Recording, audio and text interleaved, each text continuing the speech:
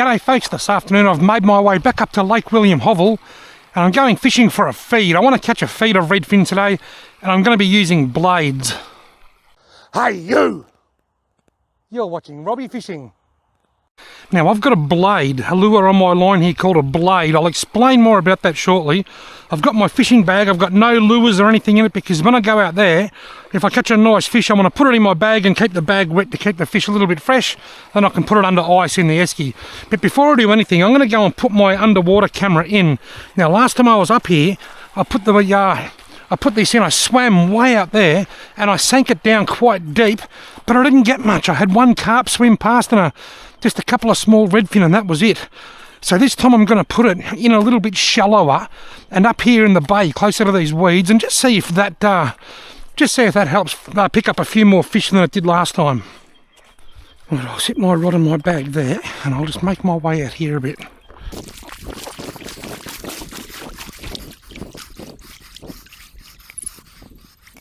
(1080/30) super view, go. Oh, it's going to be in quite a bit shallower this time than last time. I'm in about 4 or 5 feet of water. Just to see if anything swim past the shallows. Hopefully the wind doesn't unravel my my bottle, otherwise it'll end up way down there somewhere. And that won't be the end of the world if that happens. It's not like it's a cold day. It's 32 degrees up here at the moment and about 36 in Wangaratta. The only real issue that I have with my camera being in shallower is it being closer to the edge. It's more likely that the water's going to be dirtier because these waves just stir up a little bit of mud around the edges and the water might not be as clear. Anyway, today I'm using a blade. What is a blade? I've actually went through my tackle box. I was thinking, gee, it's windy, it'd be good to use a blade today, and I've only got 2 blades in my tackle box. You might have heard of a lure called a vibe. A vibe is a lure that vibrates. The little Jackal TN70s and TN60s, they're a vibe. You can get rubber vibes and masked vibes. Well, this is a metal vibe. A blade, it's called a blade because it's skinny like a blade and it's made out of metal, but it vibes, it vibrates through the water. So rather than relying on a revolving blade or a rattle, it relies on its own vibrations. Now, I think this one's a TT switchblade, but I'm not sure what the other one is that I've got in my tackle box. This is a 5 gram and the other one's a 7 gram. The beauty of blades is that you can cast them a long way. They cast, because of their skinny profile, they cut through the air and they cast a very long way, further than most lures. The 7 gram blade's just about cast out of sight. Now most blades will have 3 or 4 holes at the top. Smaller ones might only have 1 or 2. This one's got 3. Now what that means, I've got that rigged through the centre hole. If I have it rigged through the back hole, it pulls it on a steeper angle, which creates a stronger vibration and makes it swim shallower, creates more resistance, which means stronger vibrations, but it pulls up to the surface. The front blade is the opposite. It's more horizontal, not quite as much resistance, not quite as strong a vibration, and that allows it to sink and you can fish that down deeper. I'm going to start off Mr. Average here. I'm going to put it in the middle, let it sink, and if I find I'm catching too many weeds, well, I'll go to the back hole. But I'll start in the middle and see how that goes. What I like to do is cast them out, let them sink a little bit. It's a bit hard when it's windy to see when it's hit the bottom because I'm trying to watch the line feed out, but I think it might have just hit the bottom then. I normally give it a heave, then reel in the slack. Give it a heave, then reel in the slack. Sort of jag, pause, 9 times out of 10 the fish will hit it on the pause. I think that might have just hit a bit of weed on the bottom there then. Then as it gets closer, I just retrieve it in one sort of steady motion. And that's all there is to it. Yeah, it's picked up a bit of weed, so I've got to try and fish it not quite as deep. So I'll just let it sink for a few seconds. I might just have to guess when it's nearly on the bottom. I reckon it'll be down a bit now, so I'll pull it in. When I pause it like that, it sinks. So that as it creates the vibrations like that, it pulls it up. Now it's sinking again. Pulls it up. Now it's sinking. The trick is to keep it not too close to the surface, but not along the bottom either, because the bottom is where the weeds are.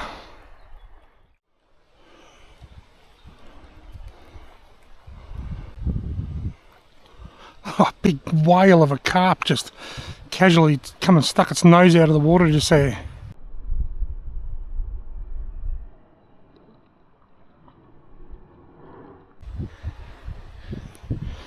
Everywhere else where there's carp, you see them jumping out of the water, you hear their tail flap.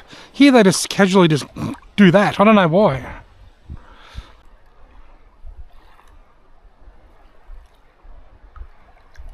Oh, that was a touch. That was a definite touch. And what about this bit of a bay, hey? Let's try in here.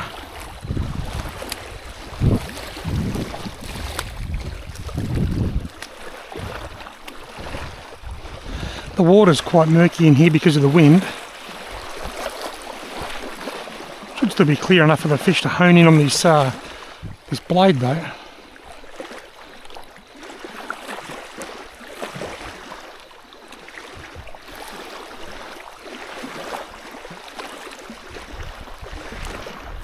Oh, there's a fish chasing that. Got him. Look at the size of him.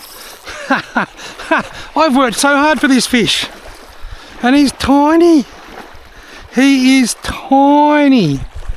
I want to show you something. If you look just above my thumb, you might be able to see a line running along the fish there. That's called its lateral line. I'll put him back in the water.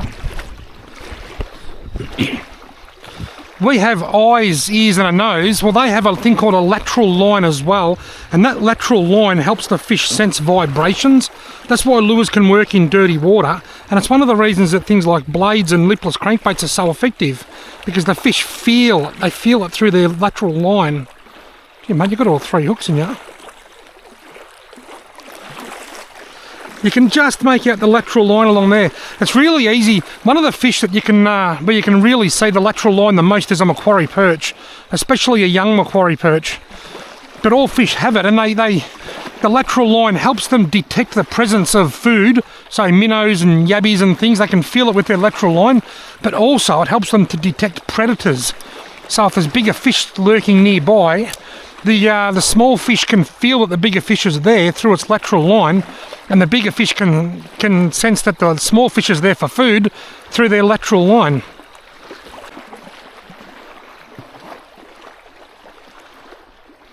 Oh, something chasing that. I saw a little redfin following that in there, another tiny one. Got him. Not very big.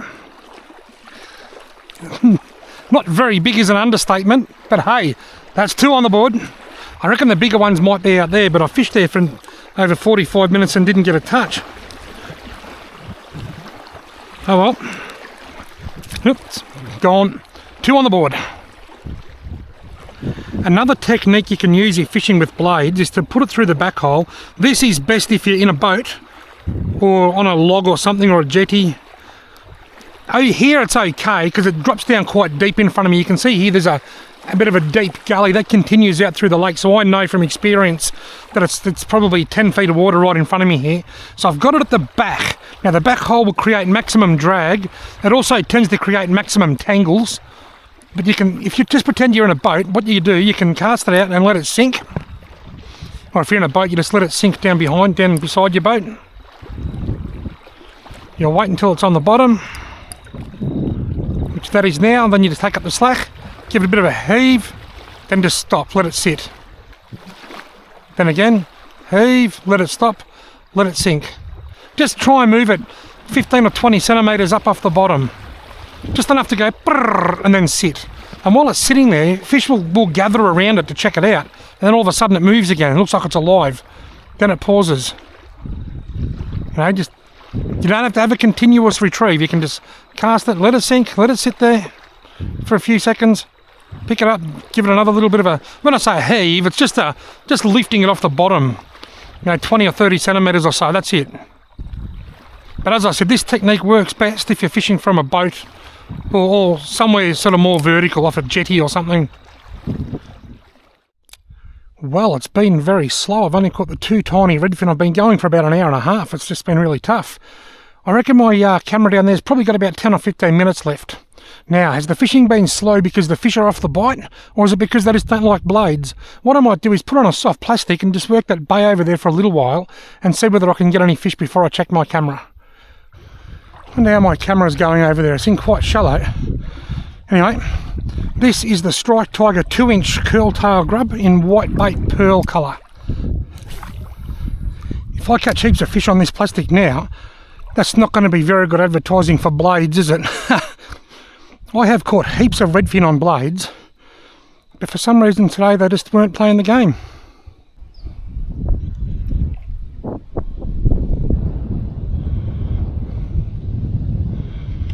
Oh, frightened the crap out of me. I just reeled the lure up all the way to the end of the rod, and then a fish grabbed it as I pulled it out of the water. It was just, the moment it registered in my head, oh, he hit that again, he's still down there. The moment that registered in my, there he goes, got him, nah, done him. The moment it registered in my head that, oh, I've reeled it all the way in, the fish grabbed it. He just hit it a second ago. He tapped it again. Oh, he tapped it, I think he's just tapping the tail. Must just be a really small fish.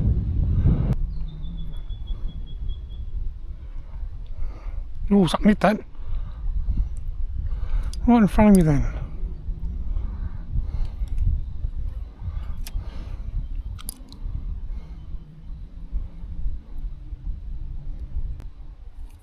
Oh, look at that. Tiny little redfin's got it. Can you believe that? He got off. He was tiny, no bigger than the ones I caught. Tiny little redfin's got it. Can you believe that? He got off. It was only a couple of weeks ago I was up here and I caught a few quite nice redfin. I was up here with Loretta, she was taking bird photos, and I caught a few nice ones, but now it's really slow and the ones I am seeing are tiny. Right, I might take this out. It has unwound like I thought it might. Where's the camera? Way out there somewhere.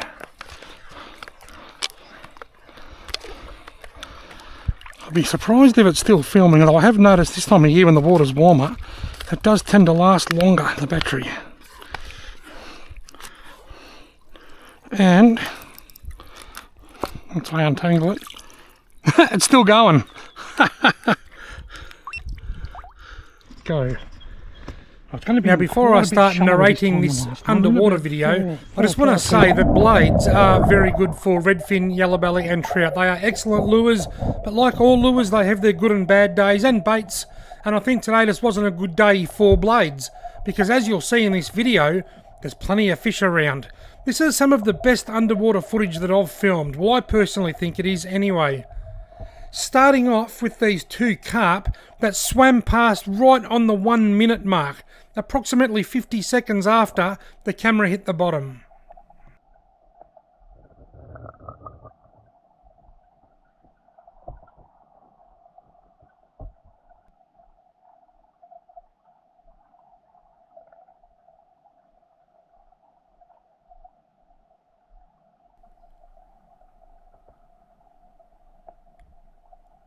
You can tell by this footage that the water hasn't even cleared up. There's still quite a bit of debris and stuff in the water from when I first put the camera in. The next fish is another carp and it swims past about a minute or two later, and already you can see the water quality has improved a bit.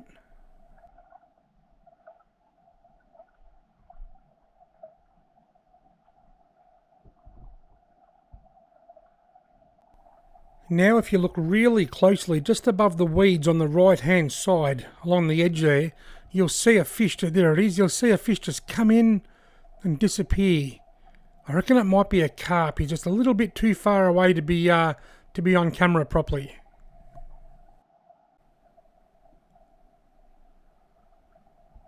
Oh, hello redfin. And now just a few minutes later we get another redfin. This is a really small redfin, this one.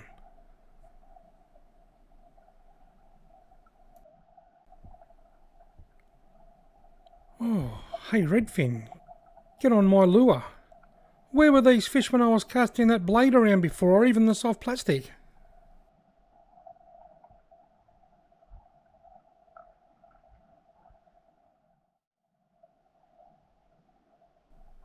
After that last redfin swam past, there was a period of about half an hour where nothing turned up, and then a big old slow moving carp just casually cruised over the top.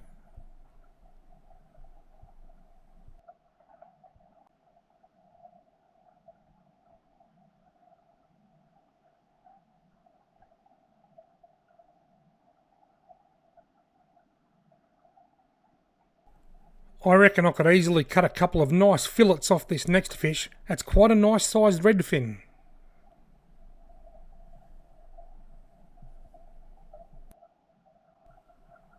And here comes another one. Not quite as big, but a nice fish nonetheless.